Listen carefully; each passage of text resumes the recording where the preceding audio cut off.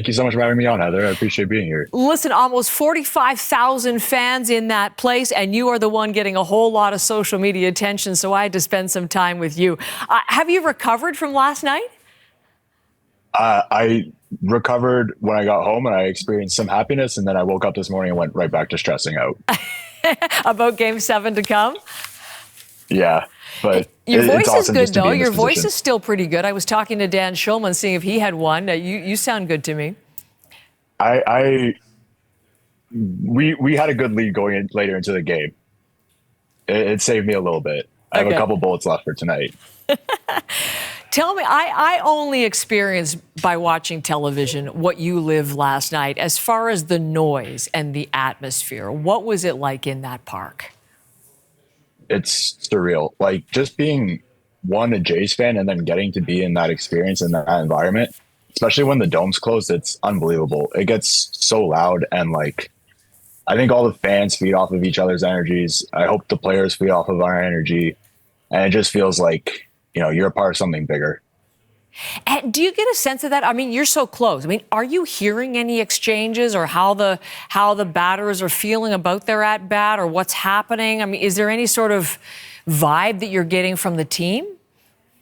You can kind of tell body language a little bit clearer, but you're never really hearing any of the exchanges. Sometimes, like when it's not playoffs, you can hear the manager give it to the umpire a little bit, or some of the exchanges, but right now it's way too loud. You're not going to hear anything, you're right. Okay, so what was, of all those incredible, we've been saying they were fantastic in all areas, in pitching, in defense, and the at-bats, of course. The bats were strong.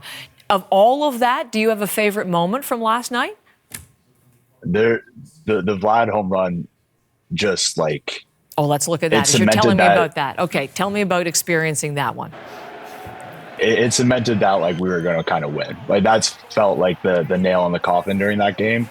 And it felt, like we were really going to move on to Game 7, and the stadium and just how everybody felt, it was amazing. How do you think tonight is going to go? I hope we win. I trust Shane Bieber a lot. I think they did a really good job of getting him at the deadline. I think that really helped solidify our pitching staff. And I think the biggest thing is we just continue to hit. What are you nervous about at this point? What did you, when you said you woke up and you kind of went right into stress mode, what makes you nervous at this point? Probably the bullpen. We haven't really won any close games yet, and that's kind of weird to go on a deep playoff run and not have many 1-2, run wins. But if you hit and pitch well to start the game, that's all that really matters. Hoffman was good. They were stabilized last night. Varland was good. So you just hope it just carries right on. Yeah. Hoffman was unbelievable. And he was great the game before, too. How long have you been a Jays fan? I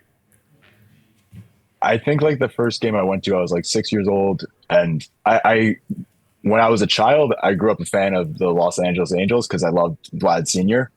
Okay. He was my favorite player as a kid. But, obviously went to the games. And then as soon as, your frontal lobe develops a little bit, I was a Jays fan through and through. So you have lived through the disappointments post 92, 93. What would it mean to you to get another chance at a World Series? I've never been alive for a World Series. The only playoff experience that I've really felt is just defeat. Like 2015, 2016 was just crushing for me. So winning one more game would be unbelievable. Just the city itself, like it comes alive when the Jays are winning. It's such a great place to be when we're doing well. So it would mean so much. Will you be there tonight for Game 7? Tentatively, but not in the seats that I've been in usually. I would just like to get into the ballpark. Okay, it's going to be crazy to get in. What do you mean you're not going to be in the seats usually? Because what will people do? They're looking for you behind. They're writing about you and the guy sitting beside you every night. It's incredible. What do you make of all of this fandom for yourself? It's really surreal. Like it's just crazy that it happened in general. I think it's beyond insane. Obviously, I have so much gratitude that people feel that way about me. But There's nothing I've ever thought would happen to me in my life. You're a personal trainer. You're a bodybuilder, so you're used to that kind of attention. But it's been a fun little part of the story for us watching it too. Hey, Dean, listen, thank you for. I can't believe you're not in any Jays gear, for crying out loud. Maybe there's something there. I'm supposed to be working, so hopefully my boss doesn't see this. Okay. See you. Thank you for the time, and I hope you get there for Game 7. Dean Angelo in Toronto. Big Jays fan. Emphasis on big.